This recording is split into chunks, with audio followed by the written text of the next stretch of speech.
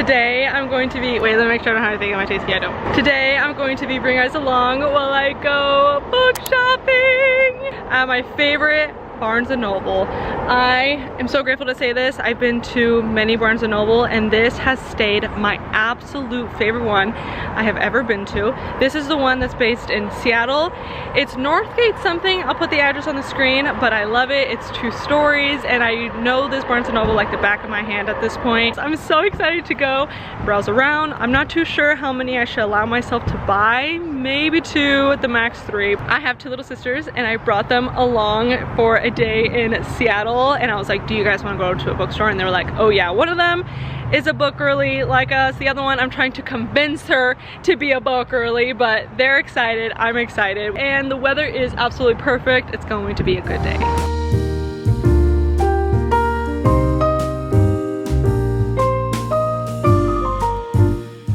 Immediately at the front door, I see a book that I have been seeing all over.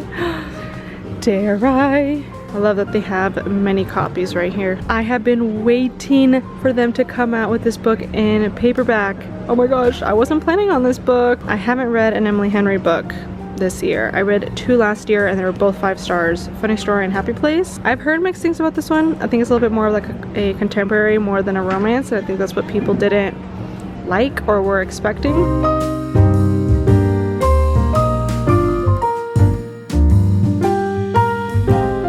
I love that you have 2 books already. I'm so excited. Show the people both of these. I convinced her to read Just Friends, and then the sprayed edges on this one, so cute. And so she's a huge fan of New York City, and this one's based in Manhattan. I feel like I've high-key been sleeping on the new releases. I feel like I don't really lean towards hardcovers.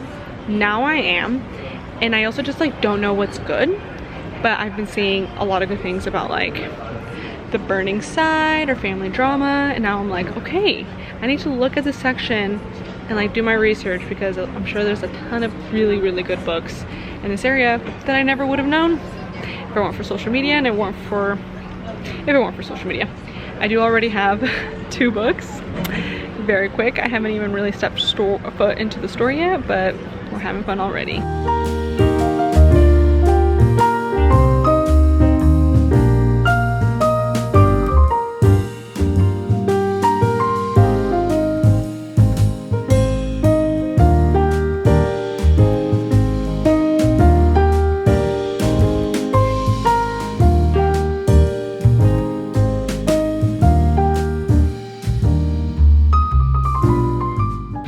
Been here numerous times and I have never looked at their DVD collection. Banger, cry every time, migraine after how much I cry. Never seen this, but it looks good. And now I'm like looking at all of these DVDs that they have and I'm like, how did I not know this? How did I not even like look over here? How did I not think about to buy any? It makes me want a hot dog real bad. You look like the 4th of July. Oh, my shit. She didn't know. No, she never does. Oh, please. Let me take you guys home.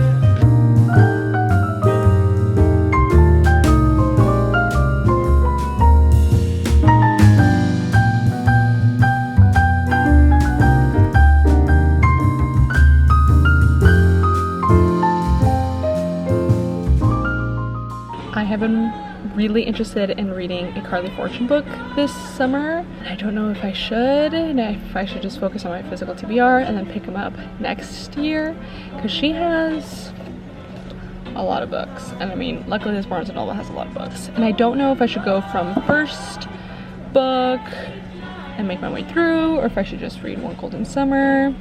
The reason that I haven't been interested in her books in the past was because I know one of these has cheating in it, and I can't stand that. I'd hate it. But I've heard really good things about this one, so.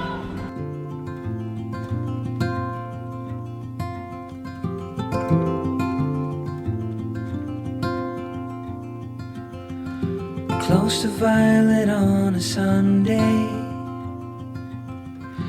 nearly made it into bloom. But I know, oh, the ordinary Monday gray turning back to blue. Long for what's to come. Keep forgetting how to make it known before it's already gone.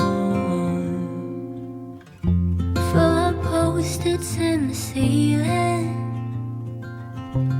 of things I'd like to follow through, but I hold on. Per usual, I had a great time browsing around through Barnes & Noble. In the beginning of the video, I was like, I know this Barnes & Noble like the back of my hand. I know where all the genres are, where to find things. And I ended up actually unlocking new areas this last time. Specifically, what I'm talking about is the DVD area. I ended up buying the 2 books that I showed you guys, which was Me Before You and The Notebook. My boyfriend and I have definitely been wanting to build up our DVD collection. I feel like the more that the subscription lifestyle is becoming a norm, the more me and my boyfriend are wanting to have more physical media. And so Barnes & Noble is a great place to look for stuff like that. They have, I didn't even look, but now I wish I did, like their puzzles, DVDs, just like physical media. I love that Barnes & Noble is still a place that you can access those things, and I hope that they never go away. Anyway, went on a little tangent there that I did not expect to go on, which is per usual for me who loves to just yap. I ended up leaving the bookstore with just 2 books. I feel like I should acknowledge the fact that I told myself 2 books, at the most 3, and I actually ended up sticking to it. I feel like I used to really normalize being like, okay, I'm gonna set a boundary, I'm only gonna buy 2, and then I walk out with 5 and be like, hee hee haha, remember when I said 2?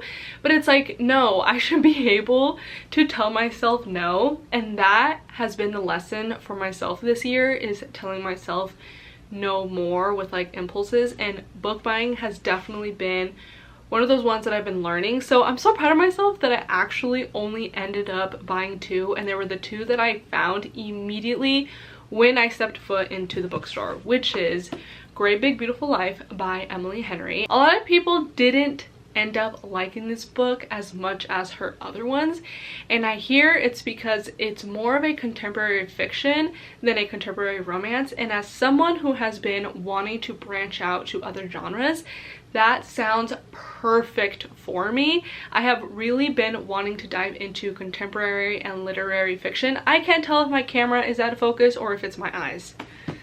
Hopefully it's in focus. Anyway, so even though a lot of us expected this to be romance and it's not, I feel like that's actually what I've been needing. I've been wanting to branch out and read other books besides romance. I don't know a single thing about this book. All I know is that it has a different type of, not writing style because it's still Emily Henry, but a little bit more of a different genre than what we're used to. I think it's still classified as a romance contemporary, but people didn't expect it to be this way. They thought it was going to be more like Happy Place and Funny Story. Anyway, hopefully that makes sense. It says Alice Scott is an eternal optimist, still dreaming of her big writing break. Hayden Anderson is a Pulitzer Prize winning human thundercloud, and they're both on balmy little Crescent Island for the same reason, to write the biography of a woman no one has seen in years. I've never heard of Little Crescent Island, but I bet you after reading this, I'm gonna wanna visit that place because that is what Emily Henry is good at.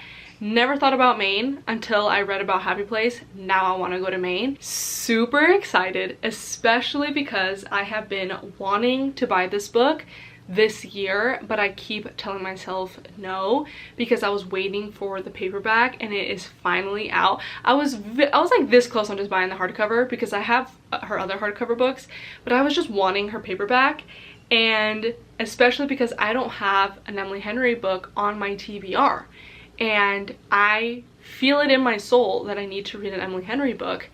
Like, it's overdue because the last time I did was last year. I don't think it's gonna be a 5-star, but secretly I'm deeply hoping it's a 5-star. You know, I feel like that's how it is going into any book you're reading. Then to the second and last book that I bought is Yesteryear by Caro Claire Burke. I've seen this book all over social media, and I honestly love when a book goes completely viral and everyone is loving it. It just feels like we're all just having so much fun, and when there's a book in particular that everyone's talking about, it just makes me so intrigued and excited to buy it. I'm really hoping that I read both of these books within the next couple of months. I think that's another thing that I want to keep in mind when I am buying books is, am I going to read this within the next month or two? If I feel like I'm not in the mood personally, then why buy it? Before, I never had that mindset. I just was like, I want to buy it, I'm gonna buy it now. Now I'm like, these are books that I want to read like before the summer ends, so I'm going to buy them.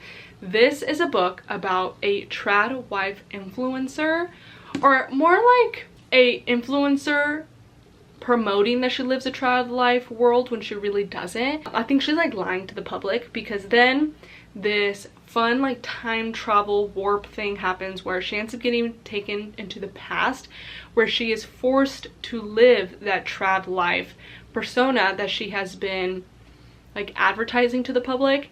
And so it seems like such a wild ride, not only because of time travel, because I love reading books like that, but because of the trad wife. I didn't even know what really that was until I started hearing about this book, and the whole kind of getting a taste of your own medicine, getting a taste of what you've been promoting. It just seems like it's going to be really entertaining. And I also have never heard or read about a book that's like this, and I think that's why it's become so popular, because it's a new concept, like something fresh and new. I could be saying all this and you could be like, there's a whole trad wife trope that's very, very popular and well known, and I just am not familiar with it. But because I'm not familiar with it, it feels fresh and new. Natalie Heller Mills is a traditional American woman, a beautiful wife and mother who sells her pioneer lifestyle of raw milk and farm fresh eggs to her millions of social media followers.